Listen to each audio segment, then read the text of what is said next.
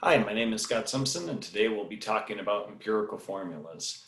So you may remember from the course that I discussed about what empirical formulas were, but let's first talk about what the word empirical means. So the word empirical means from experiment.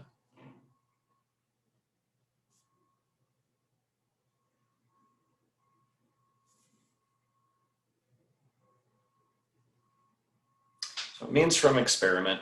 So in your lab this week, what you're actually going to do is you're going to determine the empirical formula for two different systems.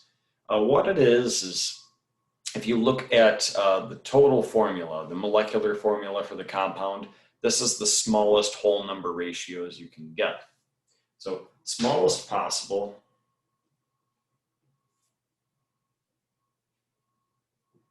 whole number ratios of elements in a compound. And note that this might be different than the molecular formula. The reason they differ due to conventional logic, like number of bonds atoms can make, some of the empirical formulas that you would get are just impossible based upon the bonding patterns that we know about elements. The other thing is the empirical formula is the most reduced form of that molecular formula. So you might just have to multiply by a whole number integer to go from the empirical formula back to the molecular. So it might be different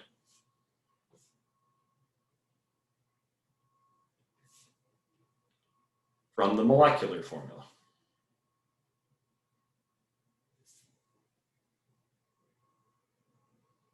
An example of this, let's look at benzene. So benzene's molecular formula is C6H6. So this is our molecular formula. Whereas if we wanted to reduce this down to the empirical formula, what we would need to do is reduce this down to the simplest form we can. So if we divide it by 6, what we would get is C1H1. And that would be the example of an empirical formula. Now, a trained chemist knows that C1H1 really isn't a possibility when considering most compounds under standard temperature and pressure because of the number of bonds that this system wants to exhibit. Whereas if you were to look at the structure, this would be way better to consider. This one makes way more sense. So how do we go about determining these empirical formulas? Let's talk about the steps. So there are 4 basic steps. They're pretty easy. Typically, you'll be given a mass percent or percent by mass of elements that comprise a compound. So in these steps, the first thing you want to do is we see that percentage. Let's assume 100 grams. Assume 100 grams of compound. Okay, we do that. Then we get some grams. Next, what we'll want to do is convert those grams to moles because remember, if we're considering number of particles, we can't just look at the masses themselves. We have to compare the actual number of particles. So we got to convert to grams. Convert from grams to moles.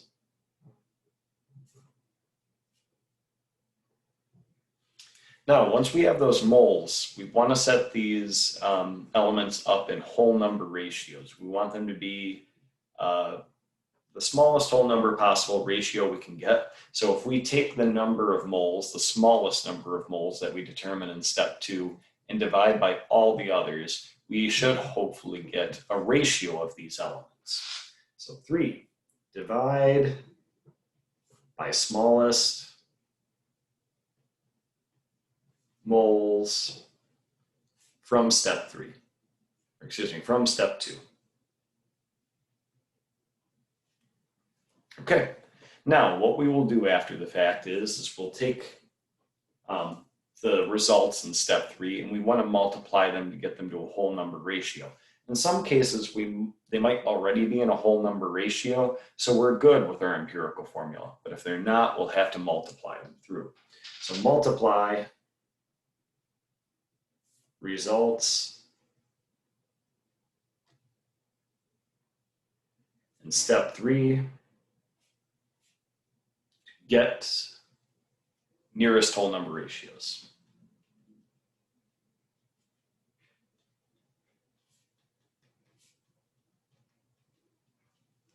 Okay, so let's go through 2 examples of this. So in the first example, we have, what is the empirical formula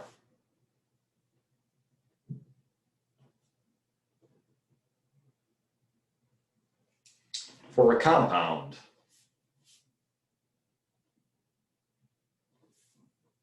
that contains 1.00% hydrogen, 35.3% chlorine, and 63.7% oxygen by mass. So we have the masses of these compounds. Now we have to determine their moles and so on. Before we can do that though, let's make our lives easy. Let's assume 100 grams. We could assume any amount of grams that we wanted to, but if we go with 100, these percentages change from percentages to grams. So first step, assume 100 grams. We do that, we end up with 1.00 grams of hydrogen, 35.3 grams of chlorine, and 63.7 grams of oxygen. Okay, now let's convert these. So we know what unit has to go in this denominator. Grams has to go in this denominator, grams of hydrogen. And we said we want to convert to moles. For every 1 mole, you can check the periodic table. It's 1.00 grams of hydrogen. Let's do the same thing for chlorine. So again, we check the periodic table. It's 35.453 grams of chlorine for every 1 mole of chlorine. And oxygen is 15.999 grams for every 1 mole of oxygen. Now, we multiply those numbers through. We get 0.992 moles of hydrogen. We get 0.996 moles of chlorine, and we end up at 3.98 moles of oxygen. So we know our formula is going to take some form of HXClYOZ. So we have to figure out what are these coefficients. So now what we're going to do is we look at our results, we're going to divide by the smallest number. So in that case, we want to find X. We get 0.992 moles. Let's look through the list. That happens to be the smallest number. So that's equal to 1. Pretty easy. Y we have 0.996 moles all over 0.992 moles. If you do that math according to the number of sig figs that we have, which is 3, you get 1.00. Then finally, for Z, we get 3.98 moles. We're going to divide by 0.992 moles.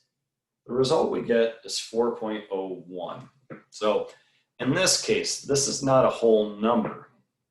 But what you can do, if it's plus or minus 0.05, this is just a general rule of thumb, you can round these numbers by that much. So if they're within that window, we can approximate a whole number in that window. So in this case, we're going to approximate this to be 4. Therefore, our empirical formula is HClO4. Great. So that one worked out pretty well because we didn't have to multiply these by any coefficients. But let's look at another example to see if we did have to do that. So, last example, determine the empirical formula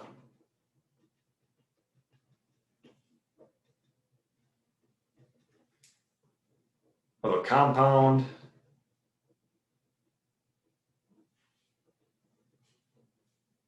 that is 57.0% phosphorus and 43.0% nitrogen by mass. Okay, so we start off again. We assume 100 grams. If we do that, these percents just become grams. So assume 100 grams. We do that, we get 57.0 grams of phosphorus and 43.0 grams of nitrogen.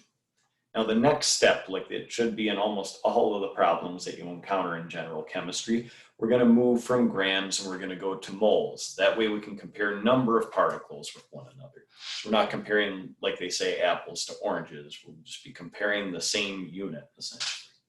So if you look on the periodic table, phosphorus is about 30.974 grams for every 1 mole. Nitrogen is 14.007 grams for every 1 mole. We multiply this through, what we get, 1.84 moles for phosphorus and 3.07 moles for nitrogen. So now in this system, we only have 2 elements. We have phosphorus and we have nitrogen. So now let's try and figure out these subscripts.